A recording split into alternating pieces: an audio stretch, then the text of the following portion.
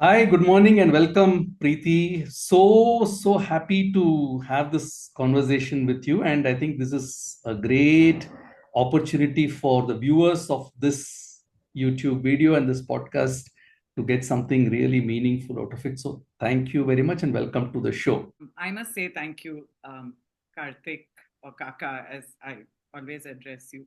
Really, really delighted to be here. I've been following you on social media.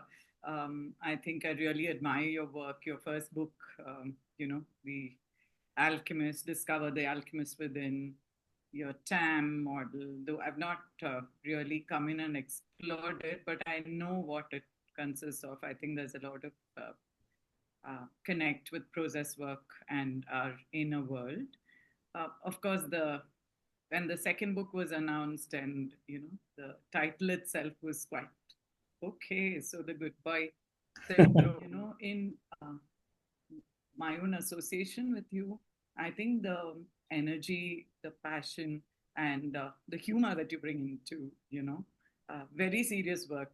I think that's what really connects to me. So thank you for giving me the opportunity, and I'm really excited to be part of this conversation. Great, great. So, for those, I think a lot of people viewing this would know you very, very well, and I'm sure of that. But there may be a few people who may not have had your acquaintance earlier. So, let me do a quick introduction. So, Preeti, I know these about you. I know that. Where I know you, first of all, is as a friend. So, as a friend, somebody whom I have looked up to, somebody with whom I share a very deep kinship. I know that there is something about you which you're so invested in anything that you take up. So that's a very very a particular characteristic of you, that when you take up something, you don't take things up lightly, but when you take it, you are completely invested in it. That I know about you.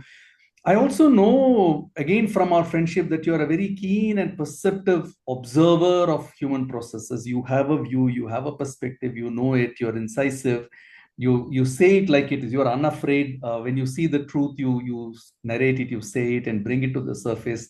I think that's a great thing that has enabled many, many people to find new things about themselves. And I also know that you're a very timeless person. And when I say timeless, it's not that you don't pay attention to time. I think you're timeless in the sense you're a kind of an eternal person. There's something about you that blends the past, the present, and the future. And so you carry yourself in a certain way that is very admirable. So that's the friend side of Preethi that I would like to share with viewers. I would also say that there are two other areas from which I know, maybe three actually. I know that Preethi she's a trustee of the Asta Foundation. Asta Foundation has been one of the pioneers in process work in the country, and you can actually count, for a large country like India, you can really count the institutions that are engaged in very serious work on human processes and systems processes, etc. Actually, my sadness is there must be more, but there are just few, and Asta is certainly one of them. And you have been one of the persons who has been a pillar for Asta, and you've guided its growth, its development, its current stature in the world. So that's a tremendous part. I also know that you are a director of Synapse Management Consultant. So there's a consultant side of you which works with corporates, which works with you coach, you consult, you advise, you are on board of companies. And I also know that you're a dancer. So there's an art side of you as well. So there is all of this. I hope I haven't missed anything, Preeti, that in introducing or talking about you. Just a couple of decades of work experience in the industry. Um, so yeah, which has added to my experience of working in the corporate and the kind of uh, system, the system that corporate is, and the uh, frameworks that are applied there, being different from other systems. Great, great. So, Preeti, with that, let's dive into two things. I think in the conversation today, we will focus on. One is a little bit about the book, the Good Boy Syndrome. I mean, you have been very kind to read through, and in particular for this conversation, and I really wanted to talk about the angst and sorrow of the good boy today.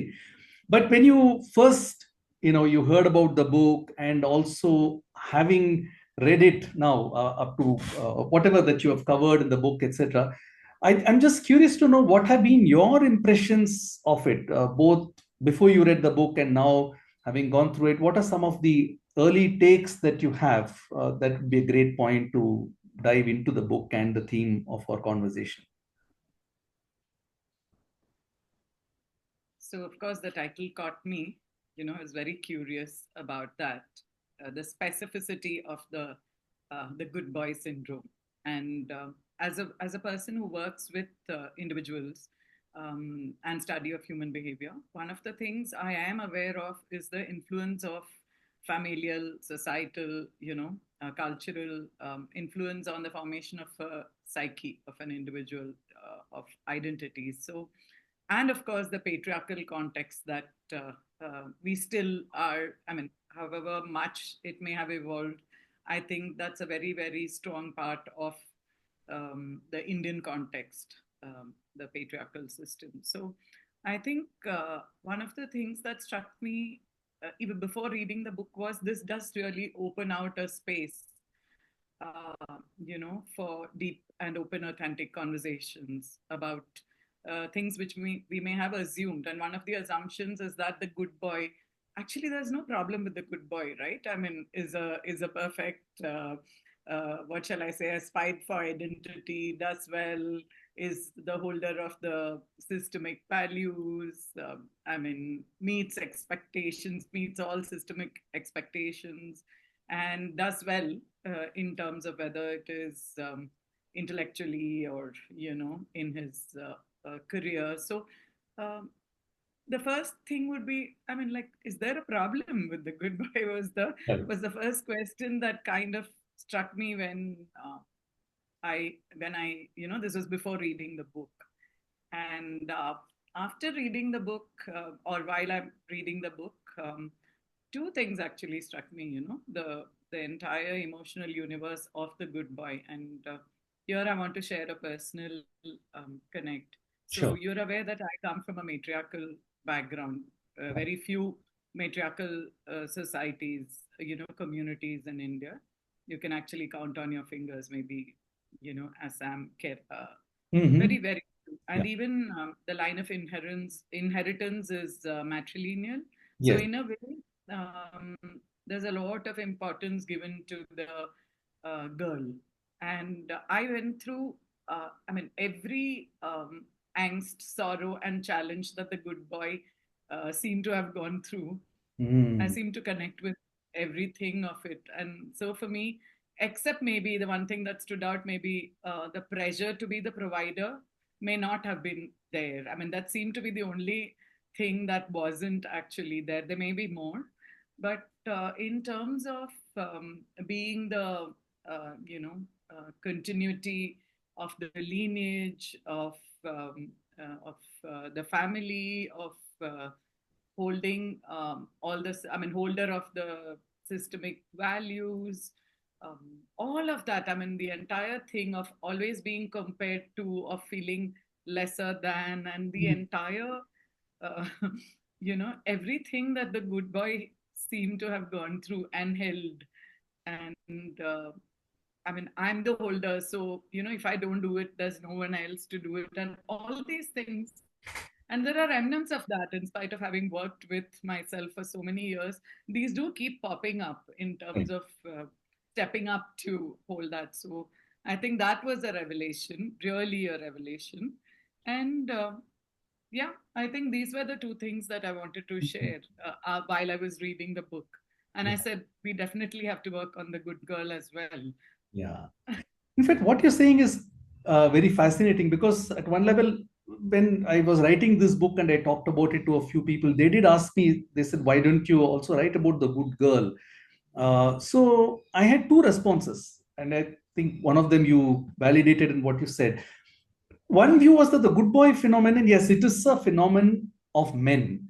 But it's not just a phenomenon of men alone or of male. It's not an exclusive male privilege. Again, that the good boy is only about men.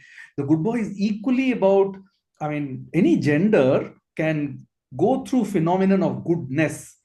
So there is something about what you've shared just now, which tells us that it's not really just a uniquely a gendered construct, right? It's applicable. I've written about the good boy partly because a lot of it applied to me and my growing up and who I have seen around me in over the last 39 years of working, and before that 20 plus years of life. So I've seen that all around me. So I chose to write first about the good boy. But I also think, yes, there is also a good girl story maybe lying there, which has to be written, which has shades and nuances that are different. But I think what you captured, that this part, that all that you read also applies to you, does validate the thing that it is not, the goodness concept is really not exclusively a male kind of a privilege or a characteristic. Maybe it's a very Indian matriarchal too kind of a subset of all of those processes. So great. I'm see one of the things that we've talked about the good boy in this. You've also rightly said that fundamentally he's, at least in this book I've characterized him as the one who upholds the essential order of the system. And so, and there is, and it's not that the good boy is a bad, it's a smudge on society, nothing like that. The good boy has immense goodness in him, and which, it will be very helpful for us in the world, in the nation, in our families, in our systems, etc., corporates also, to take note of. So we have seen that. Now, this conversation I wanted to have with you, particularly about the angst and sorrow of the good boy, largely leaning also into your process work heritage, knowing that you work day in and day out with so many groups that come, and you're working with, you're facilitating, you would have seen and experienced that aspect in so many people, in and out. So that's what that's why I wanted to particularly work with chapter 4, angst and sorrow. And I've said that one of the things that I've offered as a hypothesis in this book is that, the perhaps one of the greatest angst that the good boy has, is, in a sense, the binding constraint of his reality. This is my lot, this is my life. It's almost like certain sense, I'm just reading out, the angst of the good boy is apparent. His voice echoes through the chambers of his being. Can I ever be anything other than what I have bound myself to and promise? Will I ever be so? In some sense, it's almost like an alter ego speaking, that this is what the good boy's inner voice is. I'm curious to hear your take on this, Preethi, of, as you worked with, lived with, worked with, interacted with men and boys. What's your take on this aspect, the what I call in a sense as the primary angst of the good boy? Okay, just before I get to answer that question, there was one more thing I wish to say about the book. Right. And I feel that it is a very well researched and comprehensive take on the psyche of the Indian male, I mean, the good boy syndrome. And I think you very nicely integrated the TAM framework as well as real time data in terms of interviewing and getting perspectives of various different people.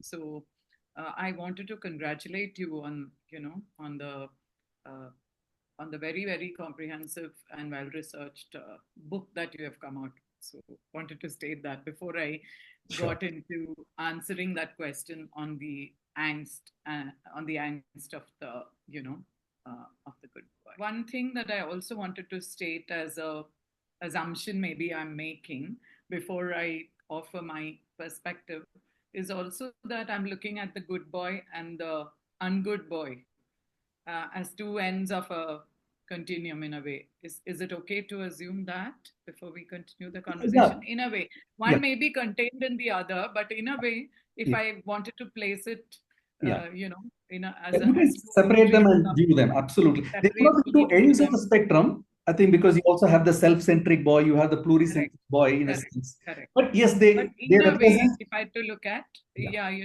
and from a system perspective, so these, I mean, one is yoked to the system and the other kind of creates his own Correct. system in a way. So I was looking at it as the, you know, two ends of a maybe a linear That's continuum, but fine. That's absolutely yeah, fine. yeah. So if I look at the one of the things that has stood out for me is this getting caught. I mean, it's a double bind in a way. So when I have completely abdicated to a system, or when the good boy is completely abdicated to the system in terms of everything that he does or wishes to do needs validation of the system, has to be approved by the system. It has to fit into the boundaries, the very tight boundaries that the person has drawn for himself. And I'm using this in a masculine because, I mean, we did say that the good boy could be in, you know, girls as well. So the goodness could be in girls as well. But as of now, I'm using the masculine. Yeah. Uh, the uh, what happens in this, I mean, the double bind is of, you know, there is an on behalf acting, and the self agency kind of remains, you know, actually unaddressed in a way or unarticulated, or may play out in very stealthily in a Mm, way. And mm, this, I'm also going from my experience of being the good girl, that if I ever wanted to do anything on my own, um, uh, but of course with approval, then I had to slip it in mm, under the guise of, you know, gaining approval. And what it leaves one with, there is not a sense of pride about having chosen to do something. It may have been what I really wanted, but I think authenticity and integrity is one area that you question, mm. because you've not really owned up that as a choice. So there is this whole um, pit of, you know, shame or shame, essentially shame of having not really owned up what you really wanted to do. And in that sense, there is an abandonment of the self. So I think the angst is of, and there's a looking to the system authority to actually, you know, craving actually for that affection, for that love, and for that validation. And it always comes with riders. So in Yeah. that sense, it truly doesn't address that deep longing or, you know, the vacuum that one feels inside in spite of having achieved um, everything that the world outside seems as, you know, um, whether it's education or career or everything else, financially, all kinds of things. But I think inside, I think the main angst is of, um, and I think it's a self-sabotaging a lot of ways, because you've given up your agency to something outside, and whatever comes does not actually meet what you really are looking out for. Mm. You know, when I was researching this on a very similar theme, one of the views I got from an interview was um, somewhat complementary but different from what you were saying. He's actually not abandoning himself, he's not sabotaging self, he's actually being very true to himself, because this is all that he knows. That right from the start he's been brought up and conditioned in a way that he doesn't see this as, so he's in his life perhaps living very very authentically. So even maybe he there is a, and I cannot dismiss that possibility that maybe there is a part which does not feel this angst at all, unless he comes in contact with other people, sees other people who are much more agentic in a way, and say, okay, maybe they are the way. So for example, I can take my own example. Like, I mean, up until college, I was brought up in a fairly cocooned way. I mean, Tamil Brahmin family, grew up, large part of growing up was in Chennai, almost a citadel of in a good boy space. And then when I suddenly went over to Jamshedpur MBA college and saw people who were different, till then I had no clue that there was a world that was different. And then suddenly you're thrown into this, and then I started asking questions. saying, what is my agency all about really? And is there a different way that I can, are there mental models and assumptions that I hold that I've never questioned? So there is that side also, which is I'm in being the good boy, I'm extremely being authentic and integral to what I know. I was in touch with Campbell's The Hero's Journey, Yes.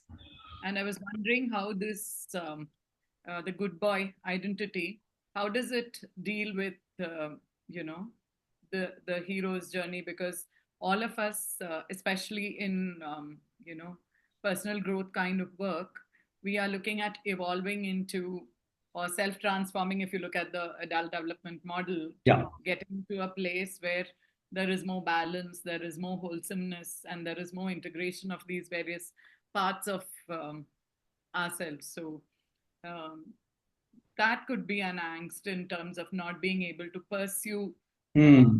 pursue one's passion, look at something different. So, I mean, Yes. you've taken examples of many in the book as well, whether it had to do with the Three Idiots or Hmm. where in spite of your inner voice telling you that this is not where I want to be, there's always all. I mean, there's almost a total giving up of that, and hence, um, the pursual or of the hero's journey somewhere seems to be shortchanged. Yeah. So Yeah. that could be another angst of the good boy. Yeah, that's an interesting one. I mean, since you mentioned Campbell and the hero's journey, that's indeed that's an important question to ask ourselves. Like, what is the journey of the good boy as the hero? So, are there aspects that he kind of does not touch? Like, for example, if I take a Campbellian view, the belly of the whale, he has to slay the dragon, he has to win the hand of his partner, etc., and then come back. So sometimes one wonders whether the good boy gets stopped somewhere, and then does what does he have to do to discover the hero in himself? It's a very very powerful question. Somewhere I think to look at. Maybe because a lot of his conditioning may have asked him to stop at a particular point in time, not really progress further on the journey. And Right. it's a very interesting aspect. So maybe I think one mental note I have is to link the good boy also to the Campbellian view and see what that is about.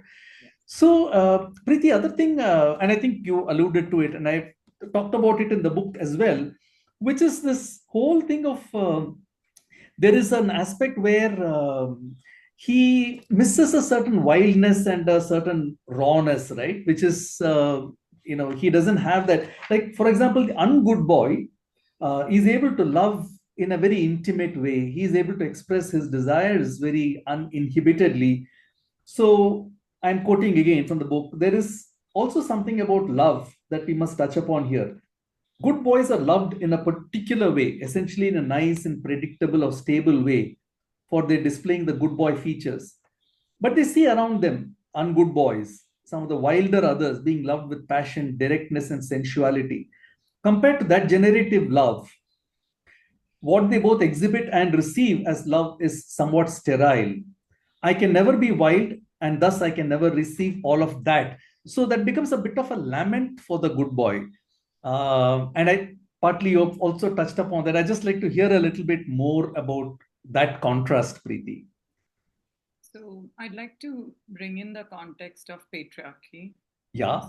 So, and in that, emotions are suppressed. So um, the entire emotive landscape of the good boy is not actually invested in or acknowledged in a way. His intellectual and you know the becoming becomes a lot more. When you say being and becoming in process work parlance, the becoming becomes a lot more celebrated, acknowledged, validated, whereas the being somehow remains a child in a way, or at a very nascent level. The other part of the context is also the systemic approved encounter with the feminine is with the mother. Hmm. So what happens is that the mother becomes the epitome of what is the ideal feminine, And there's a deep connect that the good boy has with the mother in a way. So if you look at that, I mean, I'm just going back to the question about the hero's journey. The breaking away from the mother is a very significant threshold that the hero needs to cross to pursue the challenge. I mean, go away from the maternal fold or familiar surroundings, comfort zones, to actually explore and integrate the wild within. So, in all of this, and if the mother is a really strong individual, then the other thing is no one really actually meets up to her approval in a way. And given that the good boy actually values, a lot of the status, I mean, there are many factors that will um, actually matter when he makes a choice.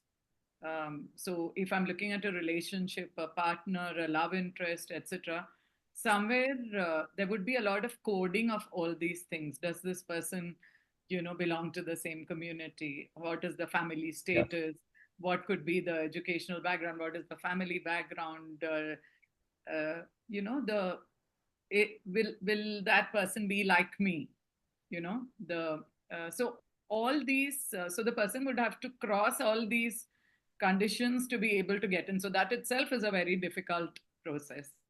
The other thing, I feel that when you're actually um, choosing to get into a relationship, there is a certain amount of risk taking, because vulnerabilities and proximity is very very high. And that again is a question. So in Hmm. your book you've alluded to the narrow perspectival bands that the good boy actually is, because everything is very constricted, or there are very strict boundaries.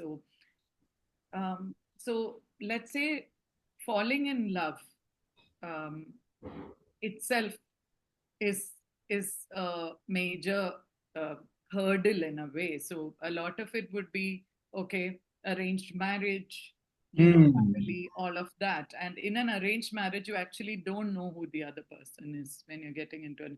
I mean, things have changed, and now there is a lot more of opportunities for conversations, meetings, understanding, etc.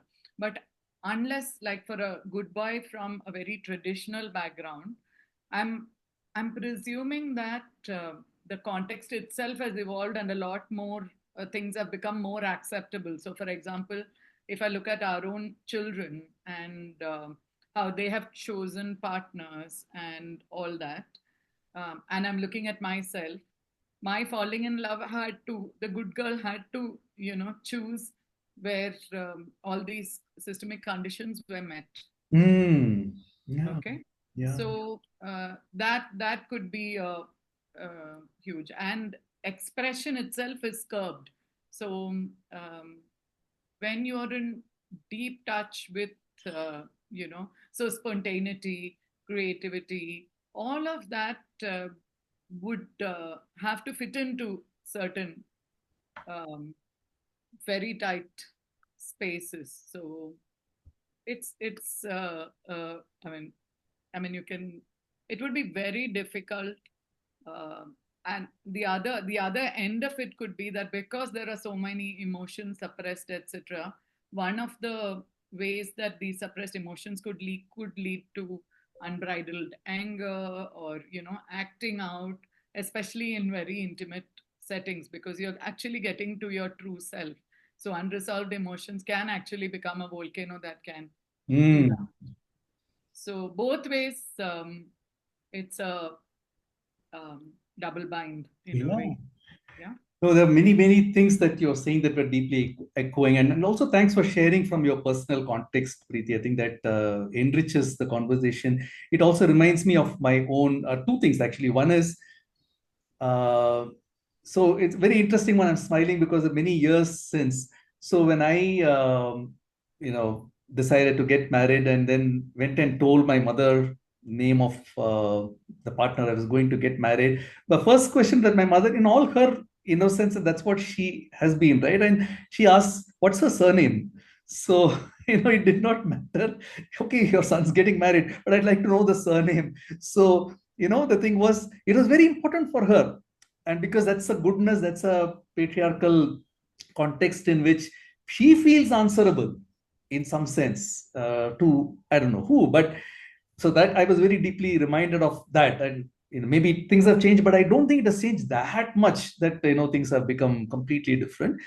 I also was reminded, when you talked about Campbell and the mother aspect, and I've quoted that in the book. Another very fascinating book by Robert Bly is that of Iron John, where Fine. he has Job. to, yeah, he has to get the key from under his mother's pillow in order to release the wildness in him. So I really think that the mother, very often we think, because we say patriarchy and all that, we think is a very paternal father kind of a construct. Quite not necessarily just that. There is a very strong mother aspect that the good boy needs to deal with. So I know we are getting on in time, but I just have two questions, Preeti. One is,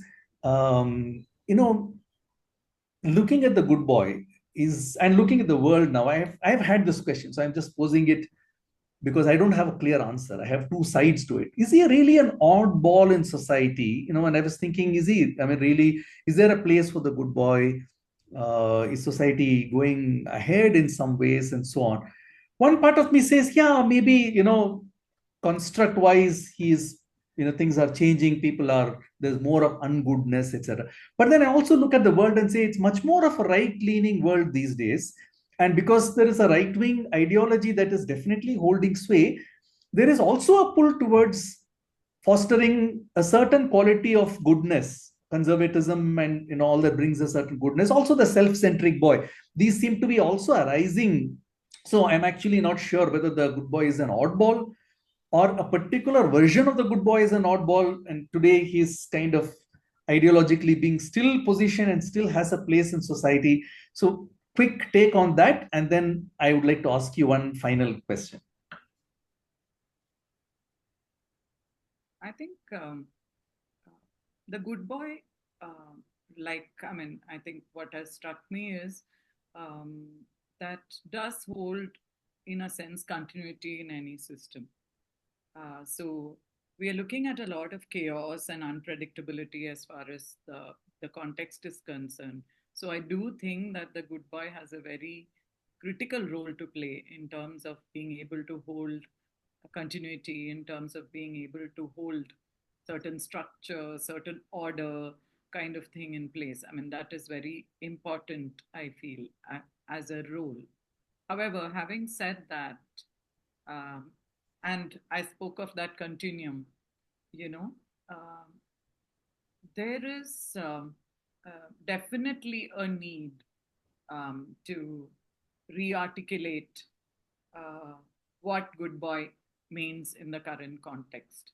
And in that sense, because if we look at what are some of the key competencies that really work, and I'm talking of competencies as in skills or whatever, uh, from a action perspective, flexibility, adaptability, being able to evolve, uh, yet hold structure and continuity. So I think the good boy needs to kind of loosen the stranglehold a bit.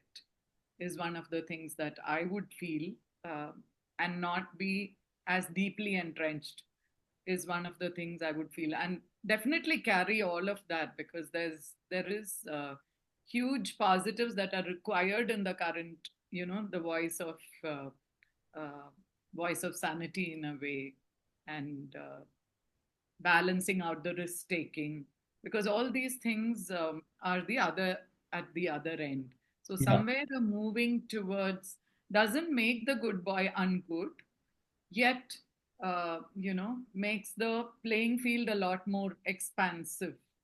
So I think being able to hold all the chaos without getting flustered, yet be able to include more diverse people, because I think you also spoke about something called othering, Yeah. you know and so in a way, to how can uh, how can we look at respecting diverse perspectives and including more people, and yet not get flustered. So essentially, I think increasing bandwidth, re negotiating boundaries, all those I think would be very critical. But I think there is a lot of value that the good boy brings into any system. Mhm. And that actually also leads to the last question, which is that, see, been working, and you continue to work with so many personal growth labs, human process work, where a lot of men come, they attend, they participate, and so on. I'm curious to know, what do you see there? What kind of men what kind of, is this the good boy who comes there? Is it an ungood boy? What kind of stories and anguishes are being worked with by men? And actually, just going beyond the book here to say, if you look at the state of men in the Indian context, what are labs telling you, Preethi? So, yeah, over the last, I don't know, since I think 90s, 93, 95 is when we actually graduated and started working in labs. So it's a good 30, 30 plus years of working with But people. I'm actually more particularly looking at the last, say, 5 to 10 Sure, sure, years. sure. So, like I said, I think I stated that in the beginning. Patriarchy is still a very core aspect of the context. Fluidity in terms of gender roles, being more, uh, what shall I say, uh, emotionally and self aware, investing into how do you deal with complexity, how do you build more bandwidth. So, all of these from a doing skill perspective is very key. Like, what would you add more skills to be able to deal with what is emerging is very, very critical. And you can see men getting into a lot more of different kind of careers, which are no longer the engineer, doctor, lawyer kind of thing.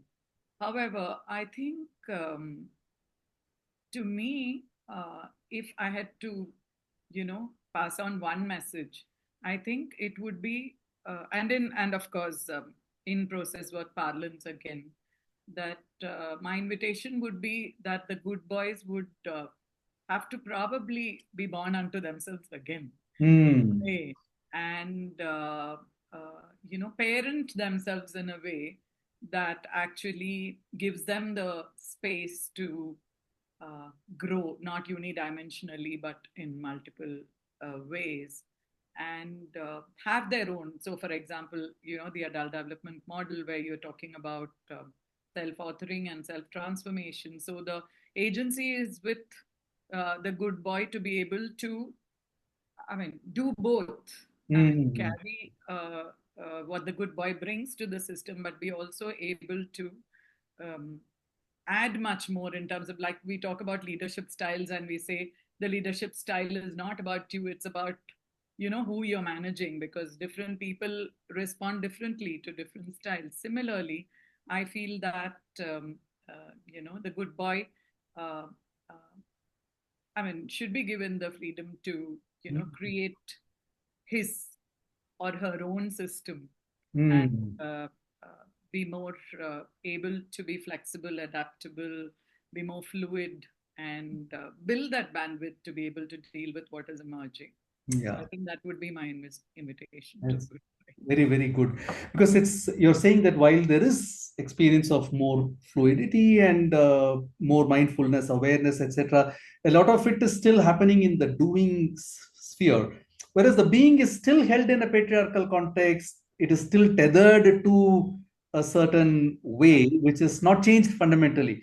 And actually reminds me of what Krish Shankar, who the last time I interviewed, he said that, look, the good boy is still the good boy. His frame of reference has become his peerage now. So what the peers do, he does, he upholds that order. He's still upholding an order. So he's not still authoring his story. He's living a story which has been authored by more and different people now. And like I think you put it very well, the invitation of be born unto yourself and be able to parent yourself, I think is a very powerful invitation. A lot of people would have to struggle with it, but hey, that's what it is, right? I mean, it's not a piece of cake. It's not never going to be, never was, never going to be a piece of cake. So wonderful, Preeti. I mean, I can't thank you enough for this conversation. I'm going to switch off the recording and then we will continue our conversation a bit. So, Thank you, Karthik. I really enjoyed today's conversation. absolutely, same here.